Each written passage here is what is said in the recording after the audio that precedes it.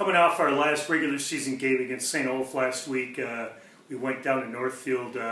Really horrible conditions. The field was rock hard, and then plus that we had 2 or 3 inches of snow on the field.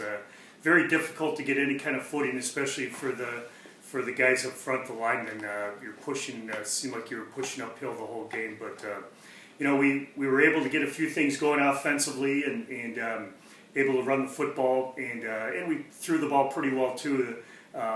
Scoring a couple touchdowns right before half, so we're up 14-0 at halftime, which was really important because conditions got worse as the game went on. So that was really important. Our defense played great again. We had some big plays, some good fumble recoveries, and really put a lot of pressure on their offense. So it was a good way to end the regular season. Ended up 9-1 MIAC champs, and that gives us an opportunity to move on to the next season, and the playoffs start tomorrow. We're excited about the possibility of the playoffs here.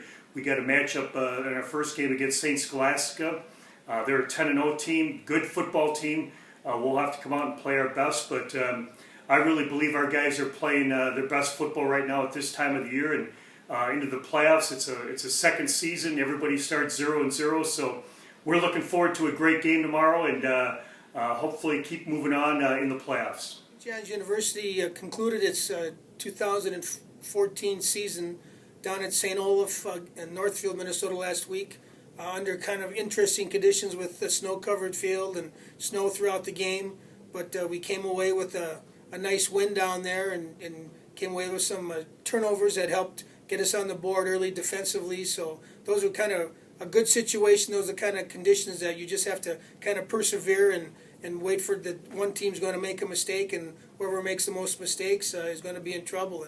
And fortunately, then our offense got the football in key situations, and we got to a 14-0 lead at halftime and kind of extended it in the second half and kind of cruised to the victory, which was great.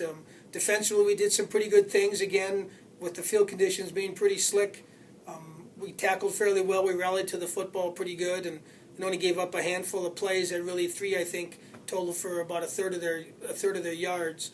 So we did a nice job again as a unit defensively, and we're going to certainly need that kind of effort now moving into the playoffs with that win, obviously clinching the MIAC championship and also the automatic bid in the NCAA, which we host this first round against St. Scholastica, who was undefeated from the UMAC conference. They pretty much dominated that conference this year and had some big games, especially late in the season, scoring a lot of points.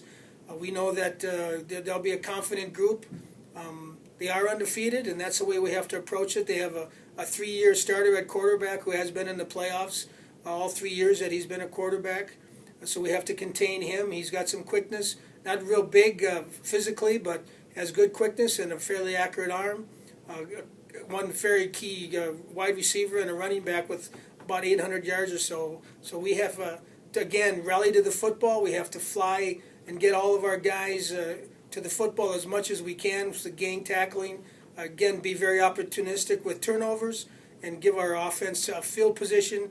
And I know when they get good field position and the way we've been running the football and controlling that, they've been doing good things, putting the ball in the end zone. And again, those are going to be keys. Turnovers are always a key. Kicking game and special teams will always be a key. And we're hoping that we can play a great game on Saturday and move on to round 2.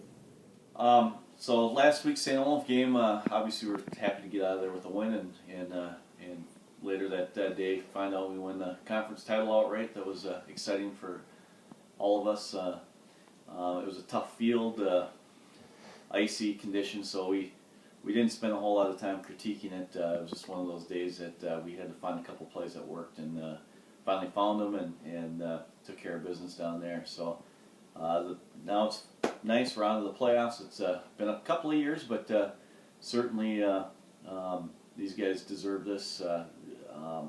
So now we're looking at St. Scholastica. They, to some degree, it's nice. They run the same type of defense St. Olaf did, so we get to prepare kind of the same way. A little different coverage scheme, but as far as the front goes, they're in a 3-5 defense, and we did spend a lot of time preparing it. The last 2 weeks, Bethel ran a little bit as a secondary defense, and then, of course, St. Olaf as a primary defense. So that should benefit us a little bit. We hope to get on a nice little softer, better surface this week, and hope for great results. Yeah, this last week we played St. Olaf in the tundra. It was really cold, but we came out with a nice W. Games like that, they're tough because we thought we were definitely a better team than Olaf, but they came in and having no grip is hard to establish a running game, and we made our adjustments though. We went a little shotgun and passed the ball a little bit and did some good things. So it was good to win the conference championship. Good for our players and coaches in the program, and really happy about that. Next week we have St. Scholastica. We're pretty familiar with them, and they're pretty familiar with us as the former offensive coordinator, Kurt Ramler, is their head coach. I'm very excited to play them, really looking forward to it. I know everyone is, so it's going to be a good battle here in Collegeville, and we're looking forward to it.